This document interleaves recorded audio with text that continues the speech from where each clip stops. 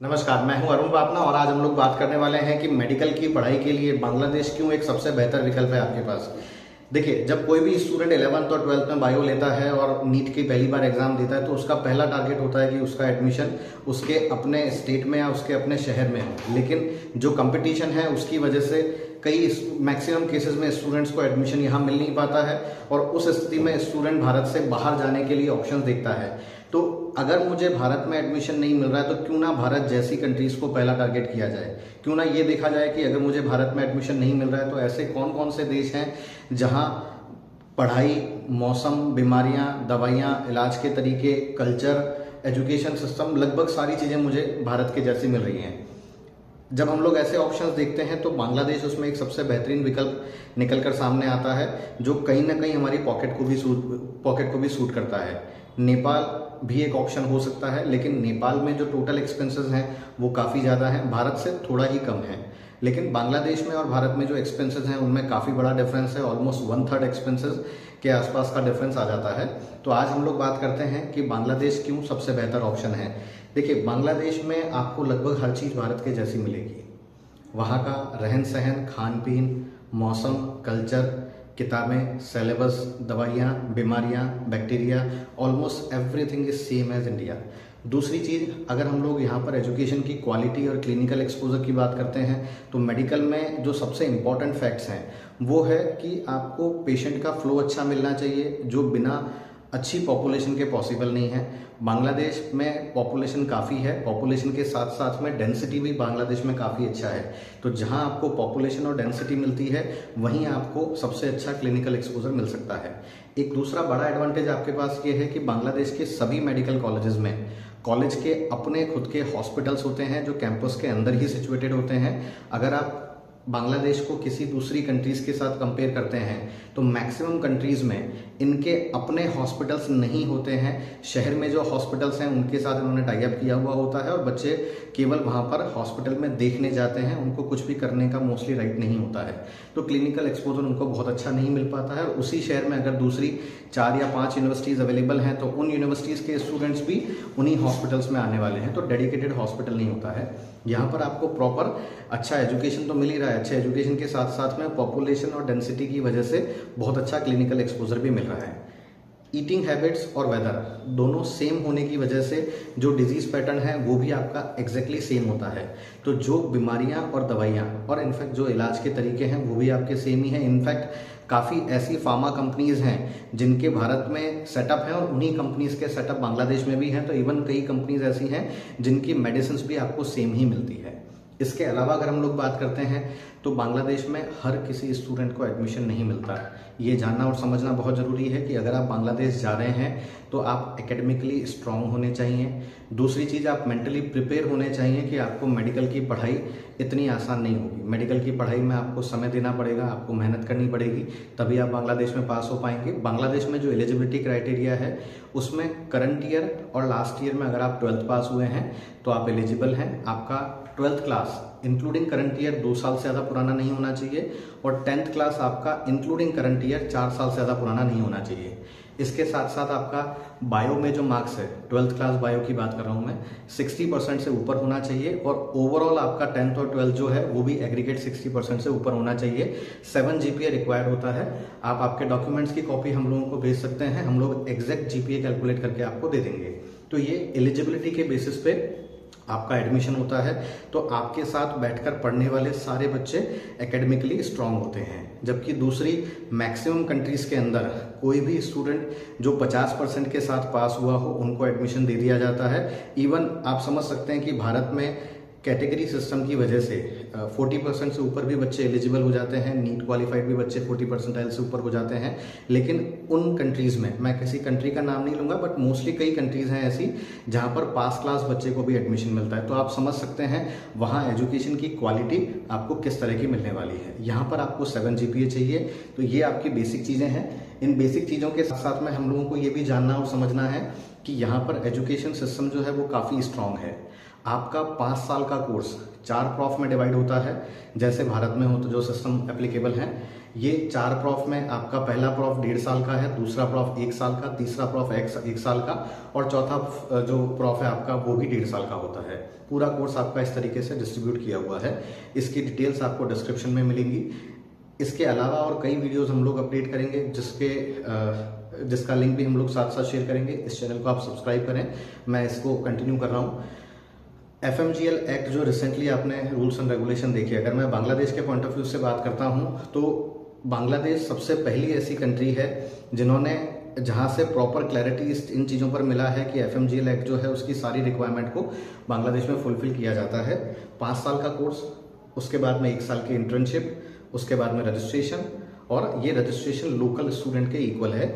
Mostly maximum countries में internship पे clarity नहीं है, कई कंट्रीज में रजिस्ट्रेशन पे क्लैरिटी नहीं है, कई कंट्रीज में लाइसेंसिंग एग्जाम होता है जो उनकी लोकल लैंग्वेज में होता है। बांग्लादेश में लोकल लैंग्वेज की कोई क्लास नहीं होगी। जब लोकल लैंग्वेज की क्लास नहीं है तो as a subject local language का एग्जाम भी नहीं होगा। और जहाँ तक लाइसेंसिंग एग्जाम का सवाल है, जो बच्चे बांग्लादेश में पढ़ाई कर रहे हैं उन बच्चों के लिए किसी सेपरेट लाइसेंसिंग एग्जाम की रिक्वायरमेंट नहीं है बांग्लादेश में रजिस्ट्रेशन के लिए। ठीक है, जब आप बांग्लादेश से पढ़ाई करके भारत में आते हैं तो आपको यहाँ पर एक एग्ज़ाम देना होता है, FMG एग्ज़ाम। FMG एग्ज़ाम का जो सक्सेस रेट है वो सबसे बढ़िया बांग्लादेश में है, और आज से नहीं पिछले कई सालों से। मोस्टली बच्चे पहले या दूसरे अटेम्प्ट में FMG का एग्ज़ाम क्लियर कर लेते हैं। उसका सबसे बड़ा रीज़न ये है कि FMG की जो परीक्षा होती है ये इस आधार पे होती है कि आप भारतीय परिस्थितियों में काम करने में सक्षम हैं या नहीं हैं। तो बांग्लादेश में और भारत में जो परिस्थितियां हैं उनमें कोई डिफरेंस नहीं होने की वजह से जो चीज़ें आपने पिछले 5 साल में पढ़ी हैं उन्हीं का आपको यहाँ पर आकर एग्जाम देना होता है, तो आपके लिए चीज़ों को पास करना आसान होता है। और ये आज से नहीं पिछले कई सालों से सेम इसी तरीके से चल रहा है।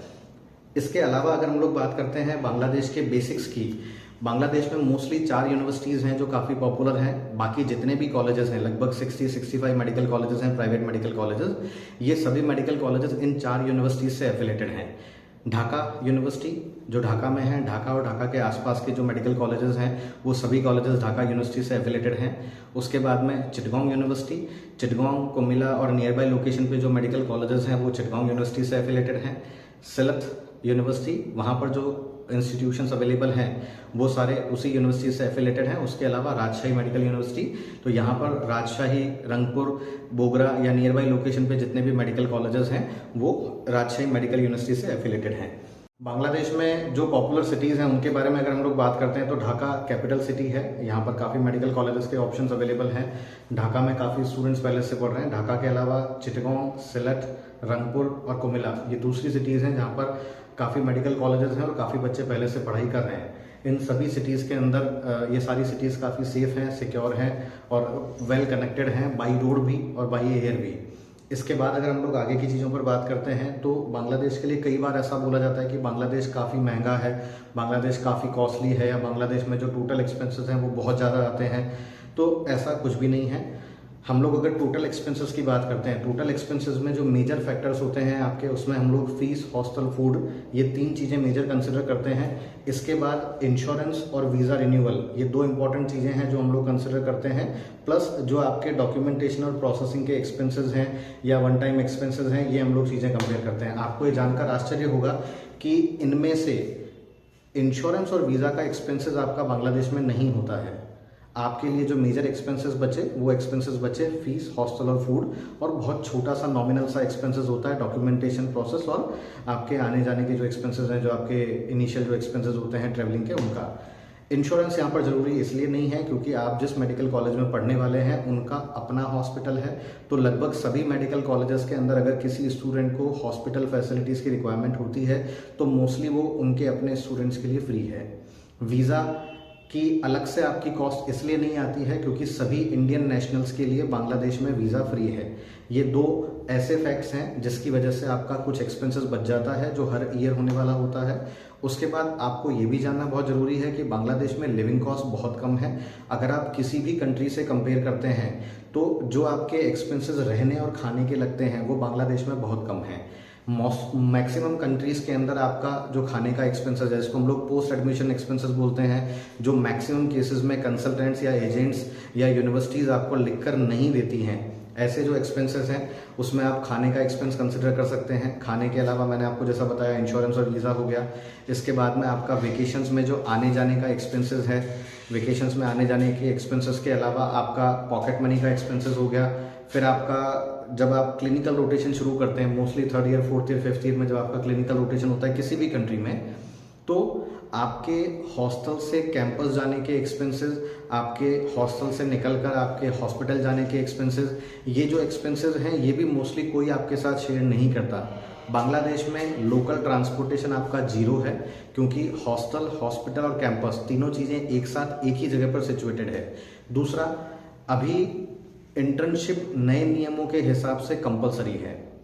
मैंने देखा है कि कई लोग अभी स्टूडेंट से बात कर रहे हैं, स्टूडेंट्स को अलग अलग कंट्रीज़ के बारे में पैकेजेस की डिटेल भेज रहे हैं, उनको बता रहे हैं टोटल एक्सपेंसेस इतना ही लगेगा, लेकिन वो इंटर्नशिप के एक्सपेंसेस को उसमें इंक्लूड नहीं कर रहे हैं। जब इंटर्नशिप आपकी होना तय है और इंटर्नशिप के एक्सपेंसेस भी आपके होना तय है, तो इंटर्नशिप के बिना एक्सपेंसेस की डिटेल शेयर करना मतलब आपको कहीं ना कहीं अंधकार में रखना है। बांग्लादेश में 5 साल के कोर्स के बाद 1 साल की इंटर्नशिप होती है। मैक्सिमम कॉलेजेस के अंदर इंटर्नशिप की या तो कोई फीस नहीं है, आपको साथ में स्टाइफंड नहीं मिलेगा, लेकिन जहां आपको स्टाइफंड मिल रहा है वहां पर आपकी इंटर्नशिप की फीस बहुत नॉमिनल सी है। तो आप ये एक्सपेंसेस भी कैलकुलेट करें। आपको पैकेज को फोकस नहीं करना है, आपको फोकस करना है आपके टोटल एक्सपेंसेस को। अगले 6 साल में आपके पेरेंट्स की जेब से कितना पैसा जाने वाला है, अगर आप उसको फोकस करेंगे तो आपके लिए काफ़ी बेनिफिशियल होगा। हमारे पास से काफ़ी बच्चे बांग्लादेश में अभी पढ़ रहे हैं जो लगभग इन सभी शहरों में अवेलेबल हैं, अभी इन सभी शहरों में पढ़ रहे हैं। अगर आप चाहें तो पुराने बच्चों से बात कर सकते हैं, उनके पेरेंट्स से बात कर सकते हैं, उनके रिव्यूज़ देख सकते हैं।